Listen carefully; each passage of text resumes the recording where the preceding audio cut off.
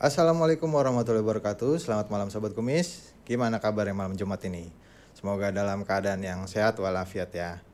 Balik lagi bersama saya Oik di podcast Kumis, Kupas Mistis. Acara yang membahas tentang hal-hal mistis di sekitar kita. Dan tema kita malam hari ini adalah sukses dan kaya di tahun 2025. Nah ini arah pembicaraannya kemana nih? Apakah lebih ke tips kah atau ke apa?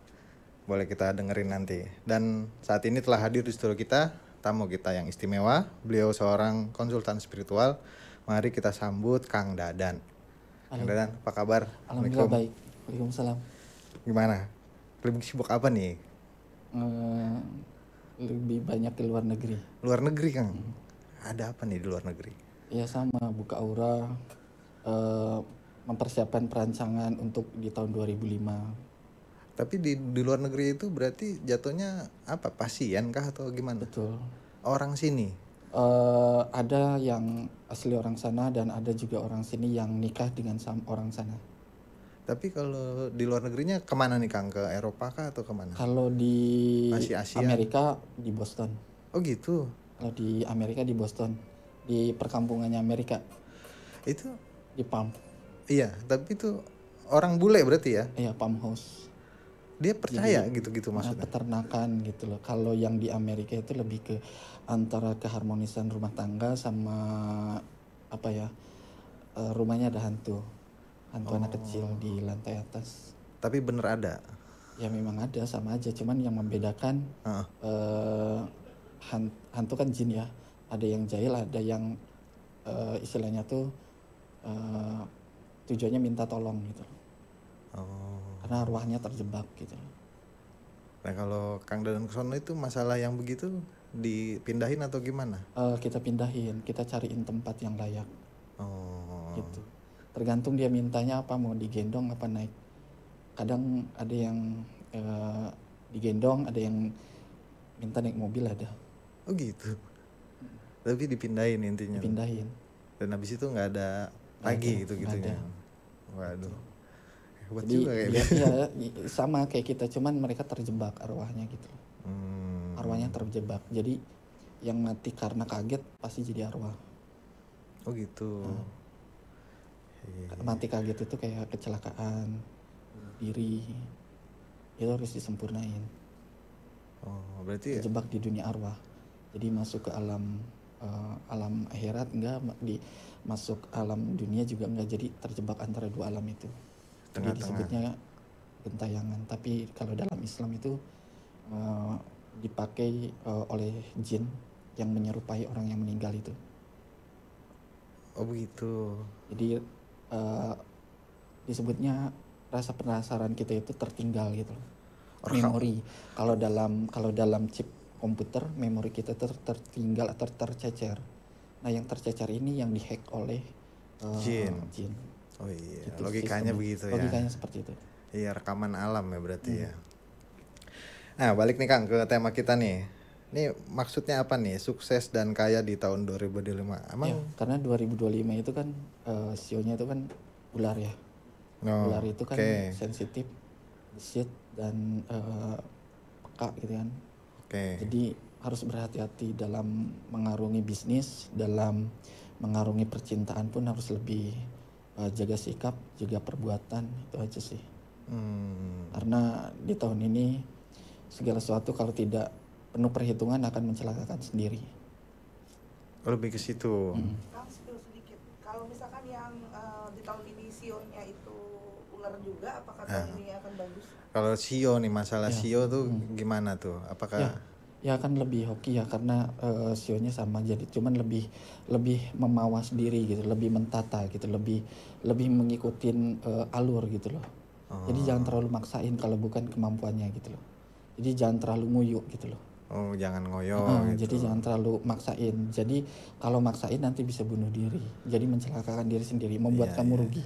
Kan berarti kan di tahun-tahun sebelumnya kan. Jadi contoh kita pengen usaha, tapi usahanya itu kita nggak punya modal, minjem pinjol atau apapun, lebih baik jangan dipaksain gitu loh. Jadi walaupun menurut dia bisnisnya itu bakal berhasil, belum tentu.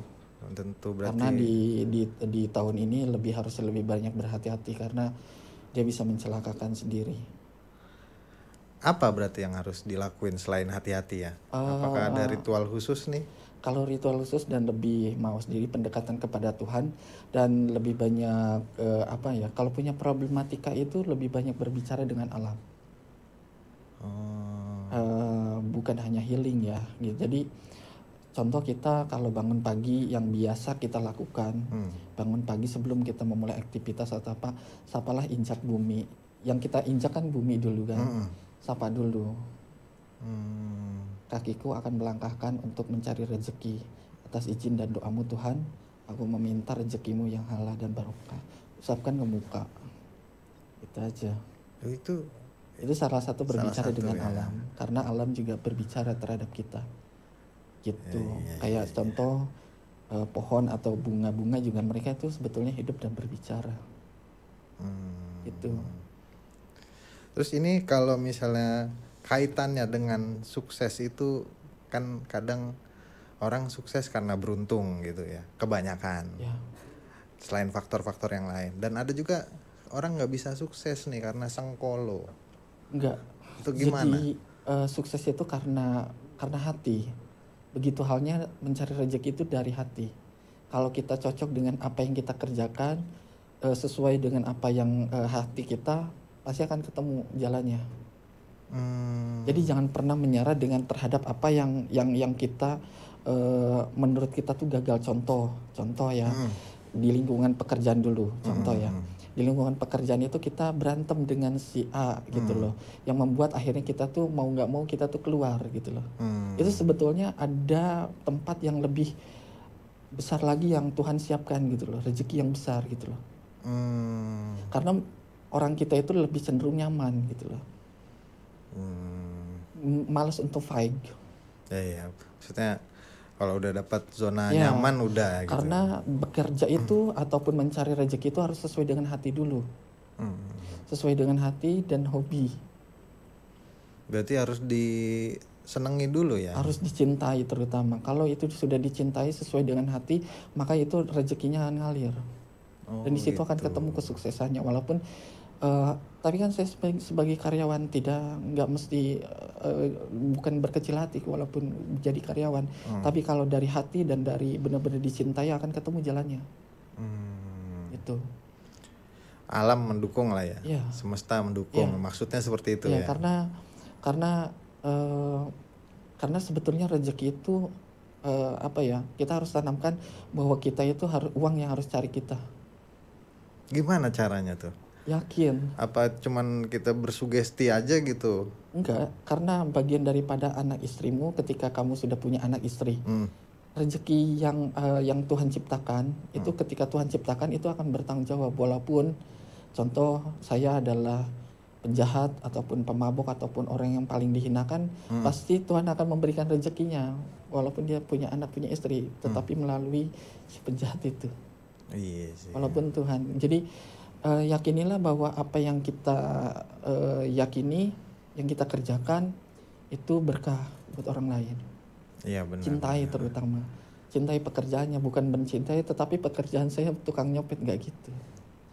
Cari, pasti semua orang kan mau mencari pekerjaan lebih layak, lebih yang diberkahi, yang benar-benar bermanfaat dan bisa menjadi berkah buat anak istrinya.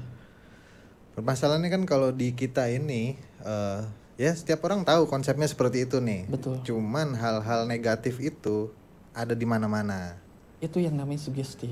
Kita mensugesti bahwa kita itu selalu kita itu selalu negative thinking terhadap Tuhan. Pantesan nggak boleh ya di agama ya kayak gitu ya. Negative thinking sama Tuhan dan selalu berpikir buruk bahwa apa yang saya tidak akan sukses atau apa, karena mensugesti dirinya sendiri. Ketika sudah menemukan down-nya di situ, ketika sudah menemukan down-nya dalam artian kata psikologinya sudah seperti itu, lebih baik healing dulu. Kembali ke alam. Menyatu dengan alam dulu. Dalam tanda kutip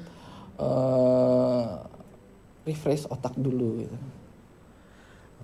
Untuk memicu apa? Memicu namanya adrenalin. Memicu sugesti kita. Memicu sugesti kita itu supaya lebih yakin dan lebih semangat lagi terutama. Iya. Karena dari situ akan memancarkan, dari pembicara ini ada memancarkan aura namanya. Berarti kalau healing itu ngebuang aura negatif juga nggak sih? Iya dong. Kita berbicara dengan pohon pun kita itu sudah bertukar energi. Terus gimana kabarnya kalau ada orang yang mandi di 7 mata air berbeda gitu? Ini sebetulnya sugesti sebetulnya. Ditaneminnya agar lebih kuat karena kita melakukan itu gitu ya. Ada sebetulnya effort gitu ya. Ya, karena melalui sesuatu, melalui tirakat ataupun melalui lelaku itu akan lebih membuat kita itu kayak memacu adrenalin dan membuat diri kita itu lebih yakin. Gitu loh. Jadi contoh kita punya duit, tapi kita nggak mandi, datang ke mall, tetap aja buluk walaupun orang meyakini bahwa kamu punya duit gitu ya. Tetapi punya duit, badan rapi, kita sudah seger, orang pun akan lebih menyambut welcome gitu. Itu yang terlihat gitu ya, yang terpancar gitu ya. Mau sehebat apapun, energinya, ciknya kuat, kalau wadaknya kotor ya sama aja bohong. Oh gitu. Jadi gitu. Jadi jangan terlalu pede. Gitu. Walaupun kita itu punya feng shui-nya bagus menurut kita, tetapi kita malas. Bukan hanya malas terhadap diri kita, malas terhadap Tuhan juga itu akan berpengaruh.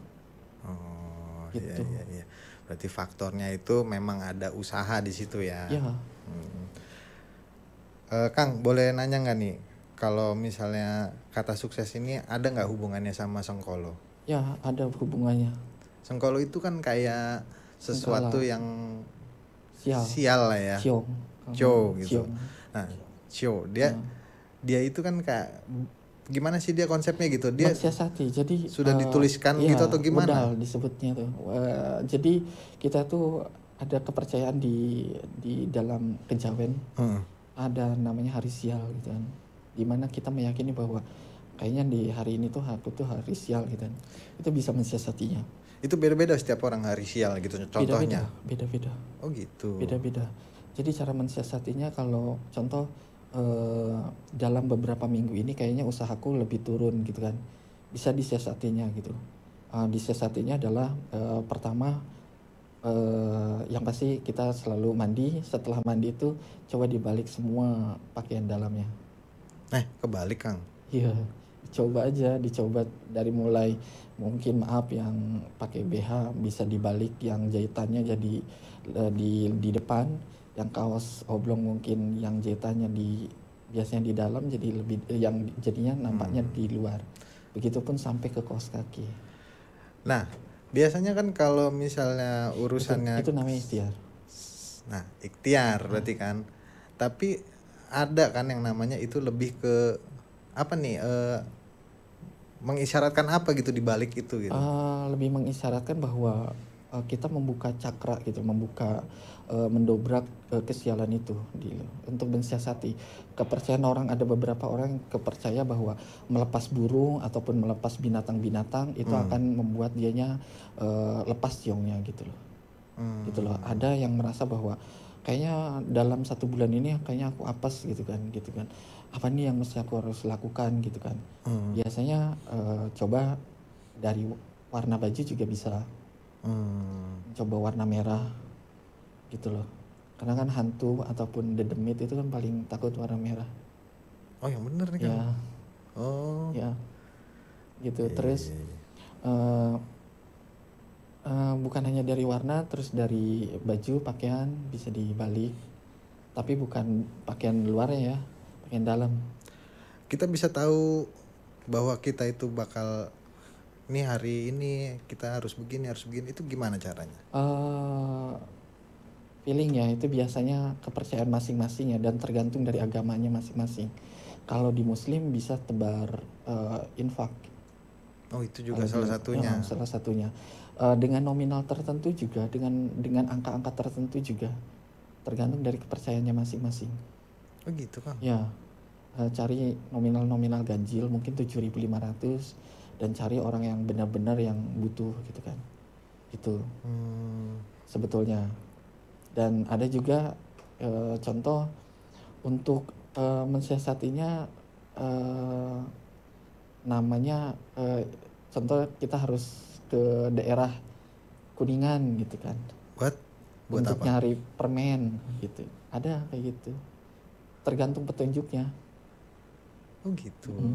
Tergantung petunjuk. Kadang kita jauh-jauh cuma nyari garam ke daerah Jatinegara gitu kan. Ada kayak gitu. Itu untuk ditebar. Oh gitu. Tergantung dari pangsit disebutnya. Berarti konsepnya ini ada orang minta tolong nih ke Kang Dadang. Kang Dadang, ini saya kayaknya sial mulu nih. Dan itu nanti waksitnya macam-macam gitu. Tergantung kita lihat dia ini untuk memetiknya itu kan, metik disebutnya tuh. Untuk membebaskannya tuh saya suruh dia cari permen di daerah Kuningan contoh. Ada yang garam di daerah Jatinegara contoh. Tapi ada nggak sih Kang orang yang dalam tanda kutip nih sial terus gitu? Sebetulnya biasanya sih dari faktor leluhur biasanya. Lebih ke situ ya? Faktor leluhur. Jadi kayak ada yang nutupin. Dan ada juga yang faktor dari penyakit dari Sang Pencipta. Langsung dari Sang Pencipta. Kalau masih gaib kita masih kelihatan gitu loh. Tapi ada yang penyakit benar-benar dari Sang Pencipta, itu susah kita hadapinnya. Berarti takdir gitu? Azab disebutnya. Lebih ke apa ya namanya itu, tulah gitu loh. Jadi bisa jadi dari pekerjaan bapaknya atau ibunya kenanya ke anaknya gitu loh. Oh gitu. Itu ada yang kayak gitu. Jadi kita nggak selalu berhadapan dengan jin, selalu berhadapan dengan makhluk halus, nggak juga. Tapi ada juga yang benar-benar penyakit itu datangnya dari Tuhan. Itu karma kali ya, lebih ke situ. Itulah kayaknya. Mungkin kayak kalau di Islam itu disebutnya tuh penyakit ain gitu loh. Jadi kayak penyakit yang dimana ada orang yang nyumpahin gitu loh. Yang terlalu sakit hati gitu loh. Iya. Terlalu sakit hati kebetulan didengar sama Tuhan gitu, sama malaikat langsung disampein sama Tuhan gitu. Ada beberapa ada. Makanya itu susah banget itu. Oh gitu. Susah banget. Dan cara melepaskannya kita juga memohon yang benar-benar menurut kepercayaannya masing-masing, agamanya masing-masing gitu. Tapi benar-benar lebih banyak meminta kepada Tuhan, apa sih yang mesti bebasinya gitu loh. Kalau di hitung-hitungan Jawa gitu, maksudnya lebih ke inilah weton yang diincar Sengkolo itu salah satunya Senen Pahing, itu bener nggak? Ya memang salah satunya. Cuman kan kita tidak mendeskripsikan seperti itu, yang pada akhirnya ada beberapa yang kelahirannya seperti itu menjadi kecil hati, enggak. Itu nanti akan mempengaruhi psikologinya.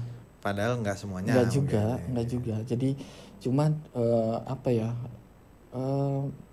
memang orang-orang yang kelahiran itu cenderung orangnya dablek, keras kepala gitu. Oh gitu. Kalau secara pembawaannya gitu ya. Cuman ya susah dibilangin gitu. Gitu, merasa pede. Gitu. Oh gitu. Gitu. Jadi hidup di dunia itu pada dasarnya jangan terlalu pede juga. Ada kalanya kita harus nanya. Nanya gimana nih Kang? Ya nanya kalau nggak tahu gitu kita ya. Nggak tahu, kayak hidup kita itu seperti naik gunung. Naik turun. Naik gunung lah. Kalau kita naik gunung, kalau kita merasa bahwa kita pede membuka trek baru, jalan baru, ada dua kemungkinan. Kita bisa sukses, kita bisa hancur juga. Iya benar. Gitu. Tapi ada nggak bedanya Sengkolo sama nasib buruk? Pada dasarnya sama aja sih. Sama aja ya. Sama aja. Itu bener apa semenjak kita lahir sudah ada garisnya gitu kan? Iya, cuman kita itu makanya Tuhan itu menciptakan waktu disebutnya. Oke. Ada yang disebut namanya jam dinding gitu kan. Ya. Tuhan itu menciptakan itu karena apa? Kita itu sudah ditentukan waktunya kapan kita akan kaya. Cuman harus melalui proses itu. Dan ada kalanya kita juga harus menunggu. Dan ada kalanya kita melewati dan kita sia-siakan gitu loh. Oh gitu. Jadi ada berkah, ada musibah. Ada musibah, ada berkah. Ketika manusia itu akan diangkat dan ketika manusia itu akan mendapatkan keberkahan, pasti akan dijatuhkan dulu. Yakin itu, beneran. Itu konsep kehidupan pasti, gitu ya. Itu pasti. Jadi ketika kita ada yang kita tiba-tiba difitnah tanpa kita tidak melakukan apapun ataupun mungkin ngalamin di mana kita tiba-tiba kok gue kayak gini banget ya gitu loh. Sebetulnya itu ada hadiah yang lagi disiapin gitu loh. Itu lagi proses terbentuk gitu ya. Tapi emang beneran gitu loh. Jadi cuman kitanya aja nggak sabaran.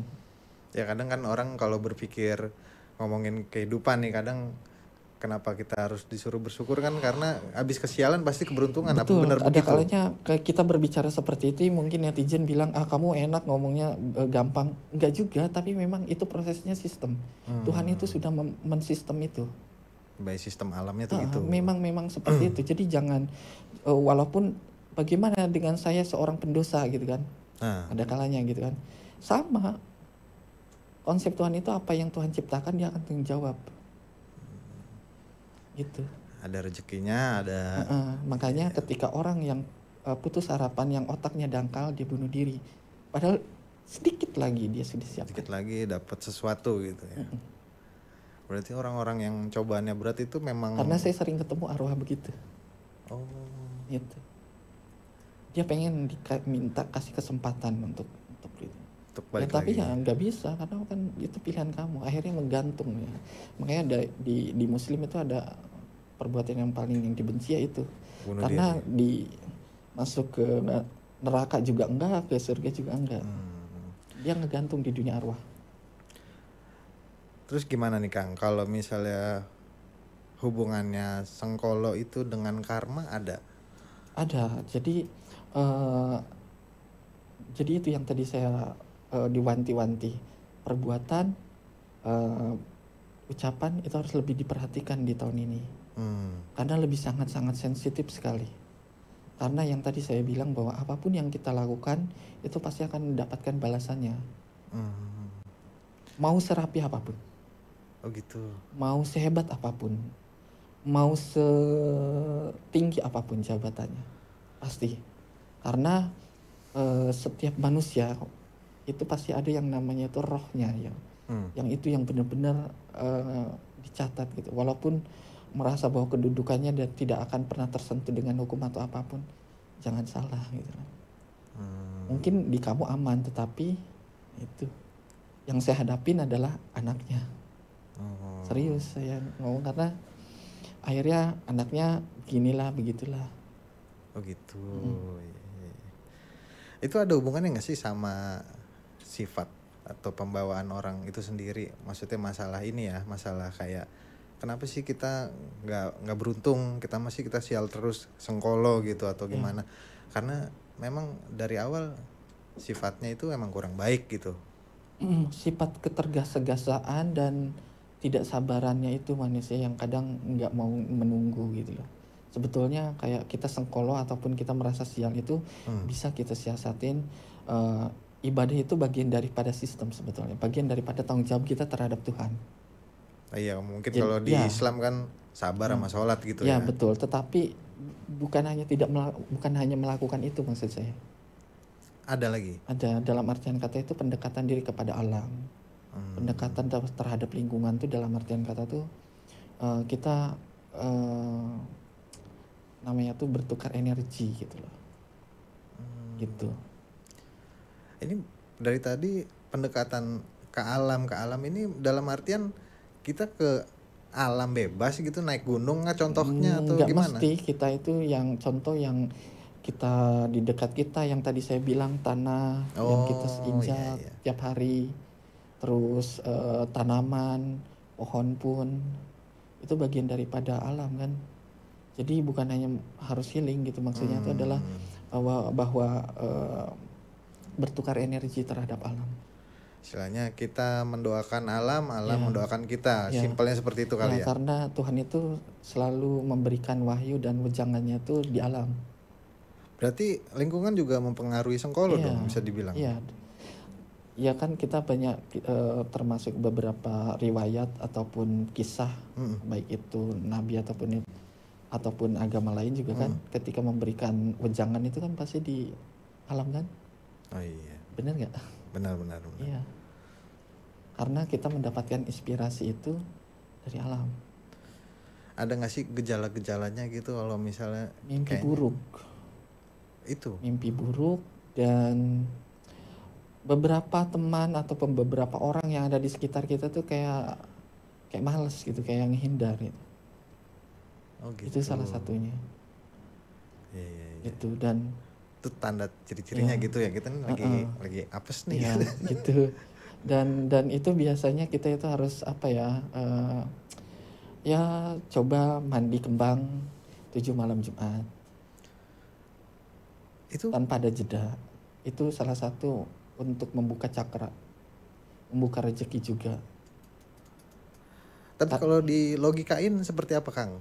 Logikanya gini loh, dalam dunia kesehatan itu kan ketika lewat jam 12 malam itu adalah mandi yang paling sehat. Ya benar, katanya seperti itu. Iya, itu salah satunya. Jadi lebih menarik energi aja sih. Usahakan lewat jam 12 malam pakai kembang setaman menurut kepercayaan masing-masing aja. Mau dipakai enggak silahkan, mau pakai syukur, mau enggak juga enggak apa-apa. Usahakan pakai wewangian ketika mandinya itu, karena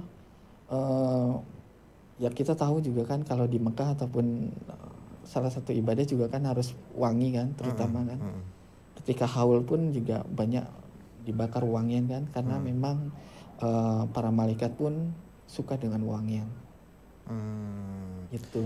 Jadi dia menarik aura positif. Kira-kira jadi, seperti itu. Tapi tanpa jeda ya. Kalau kelewat malam Jumat, ulang lagi dari awal. Ini maksudnya setiap malam Jumat gitu? Setiap malam Jumat, dapetin 7 malam. Lakukan itu rutin. Jadi usahanya pun akan lancar, jodohnya pun akan kebuka, yang susah dapat jodoh, yang baru merintis usaha pun akan lebih lancar, aku yakin itu. Kalau kelewat, ulang lagi dari awal hitungannya. Oh gitu.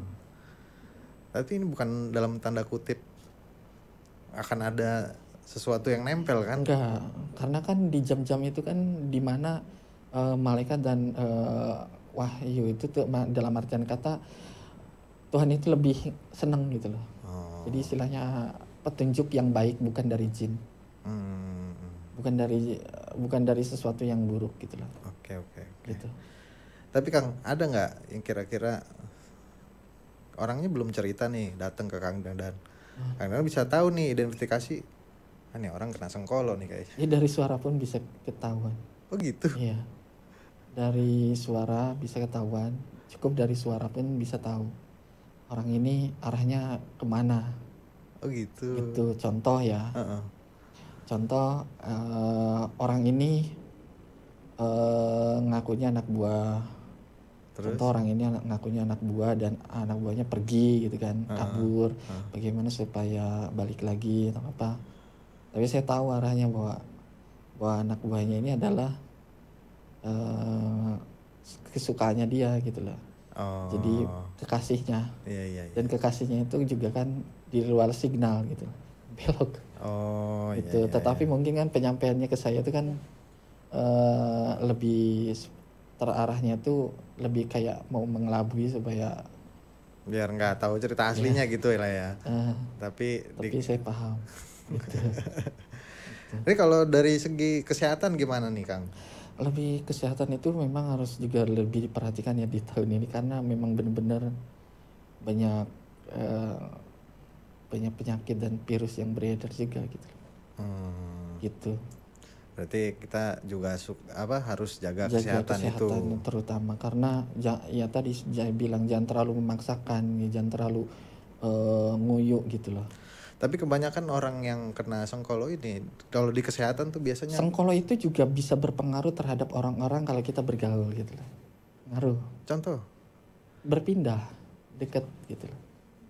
Serius. Berarti ini orang lagi sial mulu nih, kita deketin gitu. Itu pindah ke kita gitu. Ngaruh. Masa sih Kang? Saya ngomong ke kamu nih kayak gini. Kamu curhat tuh, energi kamu negatif kamu tuh pindah ke saya. Makanya ketika ada orang yang lagi curhat tentang keburukan atau tentang apapun kesusahannya dia, usahakan otak kita lagi benar dulu, lagi fit, lagi energi kita lagi bagus untuk menerima sugesti dia ke kitanya tuh bagus. Oh iya, benar. Jadi nggak kita nggak sama-sama konslet gitu. Serius. Iya benar sih, ada hubungannya gitu. Iya, jadi kita hidup dalam satu sorry ya, apa namanya, kayak bertukar pasangan gitu kan, ataupun apa, itu juga mempengaruhi kan. Walaupun suami istri nih, walaupun sah, nggak mandi ataupun itu kan, itu ngaruh gitu ya. Takutnya istrinya lagi sial nih, terus pindah ke kita lupa nggak mandi terus langsung pergi ke kantor, itu juga ngaruh. Karena kan bertukar keringat itu juga mempengaruhi. Oh gitu. Beneran gitu. Nah itu selain kita harus fit gitu, maksudnya untuk menerima orang lagi ya, maksudnya kan kadang ya temen datang curhat gitu ya, kita harus enjoy dulu untuk menerima ceritanya dia. Harus kitanya juga jangan sama-sama lagi kusut pikiran, kalau nggak kebawa ya, kebawa. Jadi itu ciong juga bisa berasal dari situ.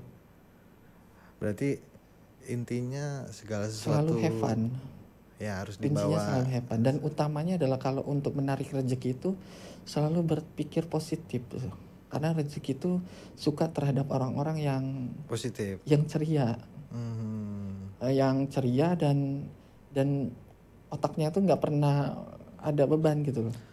Iya, konsep energi positif itu mungkin semua orang tahu. Tujuan kita itu kan sebetulnya kan bagaimana rezeki itu lancar kan. Iya. Contoh, setiap kita bangun tidur itu selalu ucapkan hal-hal positif. Contoh, hari ini kita jualan target sekian, itu ucapkan setiap pagi. Afirmasi gitu ya. Afirmasi diri. Iya, permasalahannya di sini kadang orang tidak sadar, Kang. Tidak sadar, tahu-tahu sudah negatif nih pikirannya. Tahu-tahu kok saya nih jadi orang yang toksik gitu atau seperti apa. Ya memang itu. Karena memang kadang ada bawaan sifat dasar manusia kan memang seperti itu. Cuman untuk sampai level ke sana itu adalah tadi pendewasaan, dan level sana itu bagaimana apa ya, titik kita sebagai diri kita itu sebagai dewasa gitu. Itu puncaknya di situ sih. Jadi kalau dalam dunia spiritual itu saya pribadi ke tingkat meditasinya. Oh, berarti cara kita sudut pandangnya itu dirubah gitu ya. Jadi meditasi juga berpengaruh. Ketika kita punya masalah besar, punya sesuatu pikiran yang benar-benar membuat kita itu berat banget, usahakan meditasi paling lama 15 menit sebelum tidur. Pernapasan atau gimana tuh? Duduk aja, renungan diri, terus sambil berdoa sama Tuhan. Bebas agamanya apapun. Bebaskan pikiran kita, persendian kita, rilekskan semua energi kita, buang semuanya. Itu ngaruh. Karena tubuh kita itu kan terdiri dari 2 roh kan, yang saya pernah cerita. Roh ilahi, roh idofi. Roh idofi ini sukma, perasaan kita. Nah, perasaan kita dan sukma kita itu kita upayakan selalu harus bersih. Iya, itu cara ngejaga bersihnya itu. Pikirkan yang masalah yang membuat menjadi belenggu kita itu apa gitu loh. Nah, di situ pasti akan mendapatkan pencerahan, ketenangan hati terutama. Itu. Jadi walaupun nggak datang ke saya sebagai spiritual, bisa lakukan seperti itu. Dan bisa mandi yang tadi saya bilang 7 kali malam Jumat. Dan bisa meditasi, bisa melakukan diri sendiri. Ya tadi berbicara terhadap alam. Walaupun dianggap gila gitu kan, gak apa-apa, itu ritual namanya ikhtiar namanya. Karena kita belajar dari orang-orang sukses itu adalah mereka itu selalu tanpa disadari mereka itu selalu membuang ciong gitu kan. Caranya? Mereka kasih uang, kadang kan orang kaya itu kan suka kadang ngasih uang tuh sesukanya gitu kan. Iya. Sebetulnya ketika orang yang nerimanya itu benar-benar nyampe doanya. Makanya didoain sama orang yang nerima. Makanya mereka itu limitnya naik lagi karena tanpa disadari mereka itu buang ciong. Tadi yang saya bilang bisa melakukannya buang ciong tuh infak, bisa berbicara dengan alam, bisa melakukan meditasi, bisa melakukan ritual yang tadi saya bilang, mandi ataupun apapun. Intinya harus diisi hal-hal positif juga lah ya. Ya, karena orang-orang yang selalu terpuruk itu adalah orang yang bodoh biasanya. Iya juga orang-orang yang pikirannya tuh pendek, nggak bisa berpikir jernih gitu ya. Gitu. Ngomong gampang, betul. Tetapi saya belajar dari orang-orang yang saya hadapi. Ya akhirnya apa yang saya terapkan, yang saya sampaikan menurut apa yang saya dapatkan, wangsit yang saya dapatkan, akhirnya bermanfaat buat mereka. Akhirnya maju. Ini permasalahannya kan kadang ada nih Kang, orang-orang yang wah saya ini ketika pakai cincin ini nih beruntung nih. Itu sebetulnya sugesti sebetulnya. Lebih ke arah sugesti sebetulnya. Kalau dalam dunia spiritual itu disebutnya merchandise sebetulnya. Ini yang benar nih Kang. Benar. Oh gitu. Merchandise itu sebetulnya ucapan terima kasih kami kepada dia. Nah fungsinya itu melekat. Sugesti. Mengingatkan terus gitu ya. Sugesti sebetulnya. Kita selalu mengingatkan bahwa apapun yang kita kasih itu adalah sesuatu wujud terima kasih kita kepada dirimu gitu. Bukan meyakini apa yang kita kasih. Kalau meyakini apa yang kita kasih, ketika dia lagi ciong, ketika dia lagi apes, kenapa sih lu nggak bekerja gitu? Dia menduakan Tuhan, akhirnya Tuhan benci itu. Oh gitu. Tuhan itu benci banget kalau diselingkuhin, serius. Kalau kita believe sama Tuhan, itu beneran. Selalu gini loh, afirmatif diri itu gini. Kita tuh membayangkan contoh negara mana yang kita mau. Ya terus? Itu bayangin aja, nggak mesti selalu disampaikan kepada Tuhan ketika kita ibadah. Nggak mesti. Kita selalu menghayal dan tanamkan diri kepada di otak kita. Tuhan itu udah tahu gitu. Lu mau kemana, gue tahu, gue paham. Tenang aja gitu. Itu pasti, serius. Nanti pelan-pelan gitu boy. Pasti. Pelan tapi pasti. Cuman kita itu nggak sabaran orangnya. Nggak sabaran, benar. Jadi akhirnya keburu, mana nih, nggak datang nih gitu. Gitu. Kadang pasien juga kayak gitu. Kapan sih dia tuh? Cuman sebetulnya pada dasarnya yang tadi saya bilang bahwa Tuhan menciptakan jam itu tujuannya seperti itu. Kita itu harus, kadang kalanya kita itu harus nunggu.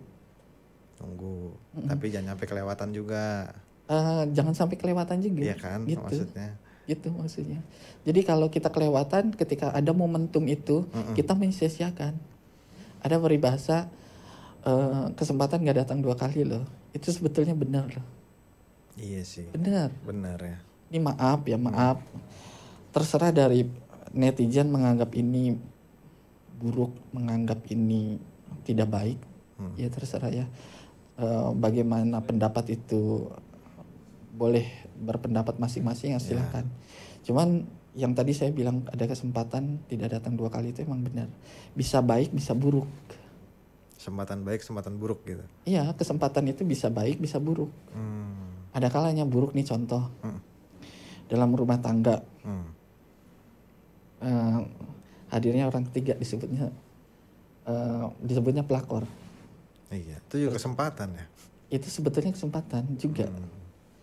Kalau disebut ada kesempatan, karena 5 tahun lagi kita belum tentu mampu. Begitu lagi. Ngerti nggak maksudnya? Iya ngerti. Staminanya. Oh. Benar gak? Iya juga sih. Iya itu salah satunya. Karena itu bagian daripada rencana Tuhan sebetulnya. Ujian disebutnya. Kita sanggup apa enggak? Paham nggak maksudnya? Paham. Sanggup atau enggak untuk melalui itu? Karena Tuhan itu selalu menguji siapapun. Mau itu siapapun. Mau itu seorang pendeta, mau itu seorang agama, seorang kiai, mau habaib segala macam.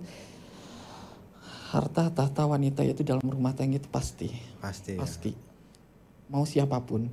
Walaupun saya sebagai seorang ahli spiritual munafik nggak ngakuin, saya melalui itu juga. Semua orang pasti melalui itu. Jadi jangan terlalu merasa bahwa pede suami saya itu bucin, enggak juga. Hati-hati. Belum tentu ya. Belum tentu. Suami saya bucin, bullshit. Karena godaan itu pasti ada. Yakin.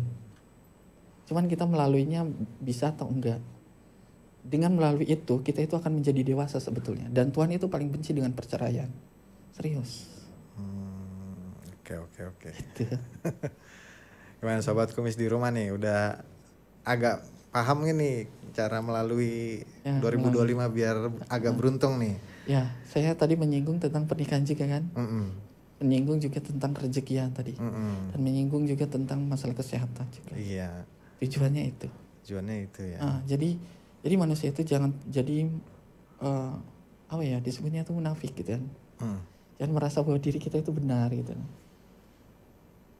Ya, gitu. Berarti karena Tuhan sendiri juga menciptakan surga dan neraka. Iya. Benar nggak? Gitu. Selalu introspeksi lah intinya ya. Jadi jangan merasa bahwa diri kita itu selalu benar. Tapi kalau dari Kang Dadang sendiri nih, untuk ada nggak sih ritual untuk selain yang tadi mandi kembang gitu ya atau gimana, untuk menyingkirkan sengkolo nih agak lebih beruntung, dan ada nggak sih pakai sesajen gitu? Ya kalau sesajen itu kan tergantung dari kemauan si pasiennya. Tergantung dia mau apa enggak gitu kan. Tapi kalau dia nggak mau ya kita cuma ngarahin aja di beberapa tempat gitu loh. Beberapa tempat yang mata air gitu loh. Kayak gitu loh. Mata air yang dimana dipercayai sebagai tempat yang bisa memberikan keberkahan, kerezekian segala macam, itu mandi di sana gitu contoh. Kalaupun pakai ritual sesaji segala macam, sebetulnya itu membayar karmanya dia sebetulnya. Sebetulnya ke situ. Apa yang dia keluarkan itu sebetulnya untuk menebus ciongnya dia sebetulnya. Kan? Jadi tadi ada kata Kang Dadang, ya kalau dia mau, kalau nggak mau mungkin ya sedekah aja gitu loh. Iya. Kayak gitu ya? Kayak gitu. Oh. Lebih fleksibel berarti. Iya, jadi yang tadi sebetulnya bahwa Tuhan itu sistem, kita itu hidup di dunia itu sistem. Cuman kitanya aja terlalu belibet dengan otak kita. Dengan itu aja gitu untuk ya pikiran. Untuk mencapai, pasti berpikir untuk mencapai di fase seperti saya kayak gini ya memang butuh proses, itu yang namanya tingkatan spiritual gitu. Hati-hati juga dengan orang-orang yang ngaku indigo gitu.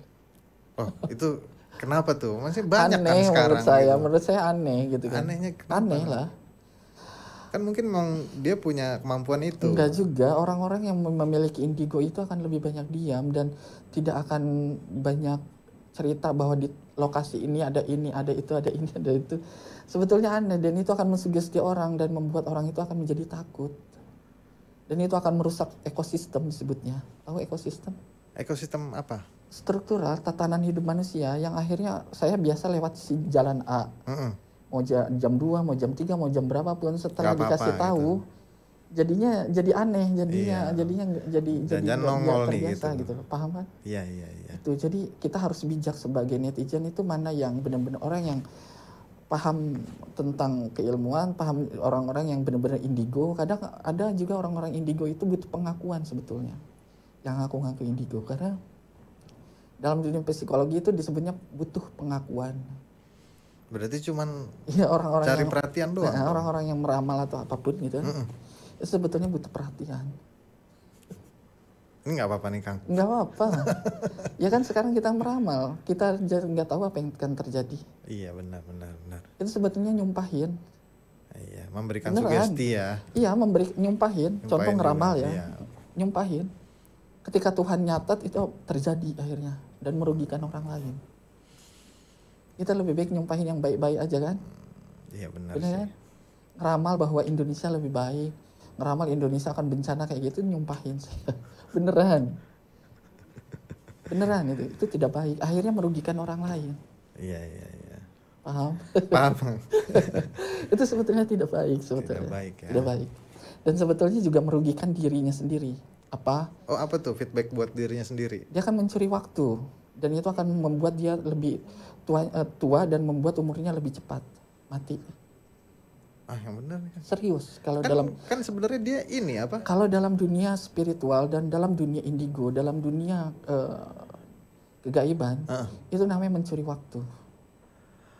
Bukan, kan tadi dalam tanda kutip dia ini bukan benar-benar indigo nih, cuman cari-cari perhatian. Contoh kalau ada yang memberikan gambaran terus tepat, itu akan feedback ke tubuhnya akan rugi. Oh gitu.